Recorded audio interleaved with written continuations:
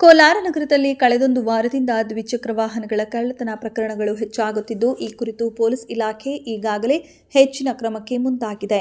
ನೂತನ ಜಿಲ್ಲಾ ರಕ್ಷಣಾಧಿಕಾರಿ ನಿಖಿಲ್ ಅವರು ಈಗಾಗಲೇ ಹಗಲು ಹಾಗೂ ರಾತ್ರಿ ವೇಳೆಯಲ್ಲಿ ಹೆಚ್ಚಿನ ಪೊಲೀಸ್ ಗಸ್ತನ್ನು ನಿಯೋಜಿಸಲಾಗಿದ್ದು, ಕಳ್ಳತನವಾಗಿರುವ ಬೈಕ್ಗಳ ಪತ್ತೆಗಾಗಿ ಪ್ರತ್ಯೇಕ ತಂಡಗಳನ್ನು ರಚಿಸಿದ್ದಾರೆ ಎನ್ನಲಾಗಿದೆ.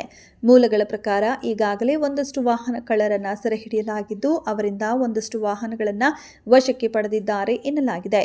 ಇನ್ನು ಹೆಚ್ಚುತ್ತಿರುವ ದ್ವಿಚಕ್ರ ವಾಹನಗಳ ಕಳ್ಳತನ ಪ್ರಕರಣಗಳ ಪತ್ತೆಗೆ ಪೊಲೀಸ್ ಇಲಾಖೆಯು ಹೆಚ್ಚಿನ ನಿಗಾ ವಹಿಸಿದ್ದು, ಸಾರ್ವಜನಿಕರು ಹಾಗೂ ರಾತ್ರಿ ವೇಳೆಯಲ್ಲಿ ಮನೆಯ ಹೊರಗೆ ವಾಹನ ನಿಲ್ಲಿಸುವವರು ವಾಹನ ಬೀಗ ಹಾಗೂ ಇನ್ನಿತರೆ ಭದ್ರತೆ ಬಗ್ಗೆ ನಿಗಾ ವಹಿಸುವಂತೆ ಮನವಿ ಮಾಡಿದ್ದಾರೆ. ಪೊಲೀಸ್ ಇಲಾಖೆಯಿಂದ ಸಾರ್ವಜನಿಕರಿಗೆ ಮಾರ್ಗದರ್ಶನ ನೀಡಿದ್ದಾರೆ.